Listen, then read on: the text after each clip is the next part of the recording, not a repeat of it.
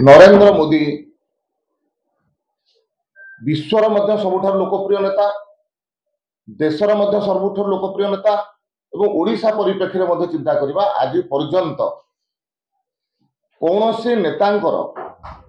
ओडिशार नेता हुंतु किंबा राष्ट्रीय नेता हुंतु सेमानंकर लोकप्रियता ठारू नरेंद्र मोदी लोकप्रियता आज सर्वाग्रे रही ओडिशा रे। से दृष्टि गत काली जो माने चंडीखोल ठारे साधारण सभा देखिथिबे से जगार साधारण लोकों भितर विशेष करी महिला मान भितर युवक मान भितर जो प्रकार उत्साह थिला बोधे आज पर्यंत कौन से नेता सभारे ओडिशा रे ए प्रकार उत्साह देखा दे नथिला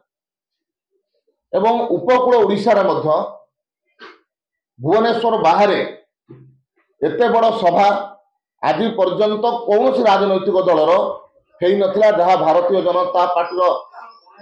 सभा होता जो प्रधानमंत्री नरेंद्र मोदी उपस्थित थे। एथुर जना पड़ुछि जे नरेंद्र मोदी प्रति ओडिशा वासी केते श्रद्धा अच्छी एवं ओडिशा रे जो प्रकार भाव में मोदी लहर चली से सुनामी रे परिणत होगा जाउछि एवं आगामी निर्वाचन रे ओडिशा रे मध्य सर्वाधिक आसन लेकर भारतीय जनता पार्टी सरकार गठन करिवो एवं सर्वाधिक सांसद मध्य नरेंद्र मोदी को तृतीय थर पर प्रधानमंत्री करने पई ओडिशा निश्चय पठेइबो इथरे तिळे मात्र संदेह नहीं। आ गोटे प्रसंग रहिबो जे मोदी गला परे गोटे चर्चा जे होउतला मेंटा चर्चा से चर्चा जोर धरिछि एवं आज जे उगुड भाबरे केंद्रीय नेतृत्व राज्य नेतृत्व को डाकिछन्ति मेंटा चर्चा जोर धरिबारे आउटे एको फरक रहइछि। देखंतु भारतीय जनता पार्टी गत 8 दिन हबो विभिन्न प्रदेशर नेतृवृंद सहित चर्चा आलोचना करी आगामी निर्वाचन रणनीति प्रस्तुत करुछि ओडिशा रे जेहेतु लोकसभा एवं विधानसभा निर्वाचन अच्छी से दृष्टि भारतीय जनता पार्टी नेतृवृंद आज राज्य नेतृवृंद को डाकी सहित चर्चा आलोचना करी आगामी रणनीति उपरे निश्चित भाव ताकू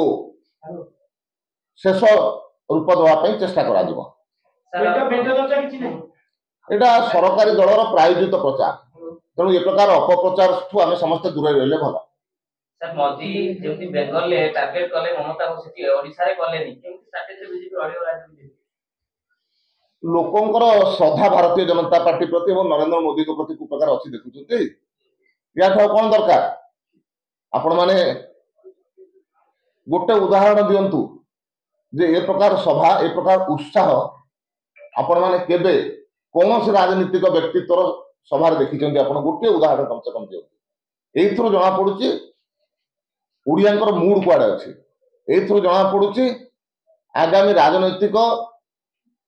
परिस्थिति ओडिशा कौन होगा जाउछि।